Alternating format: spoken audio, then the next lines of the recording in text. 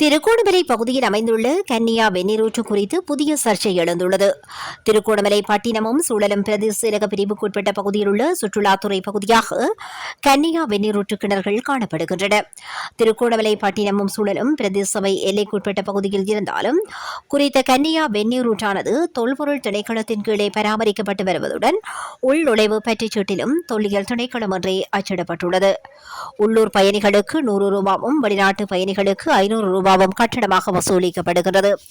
உள்ளூர் அதிகார சபை எல்லைக்குட்பட்ட பகுதிகளில் காணப்படும் சகல வருமானங்களும் உரிய சபைகளுக்கே சொந்தமானதாக இருக்க வேண்டும். ஆனாலும் கன்னியா வெந்நீரூற்று வருமானம் தொல்பொருள் திணைக்களத்திற்கு சொந்தமாகியுள்ளது. உள்ளூராட்சி எல்லைக்குள் உள்ள வருவாய்கள் அந்தந்த சபைகளுக்கே செல்ல வேண்டும் என்ற நடைமுறை இருந்தாலும் இங்கு அது பின்பற்றப்படவில்லை என குற்றச்சாட்டு எழுகின்றது. மேலும் இந்த பகுதியில் உள்ள சிவன் ஆலயத்தை சுற்றிய பகுதிகள் தொல்லியல் பாதுகாப்பு என்ற பெயரில் கம்பிகளால் மூடப்பட்டு பொதுமக்கள் அணுகுவதற்கு தடைகள் விதிக்கப்பட்டுள்ளன.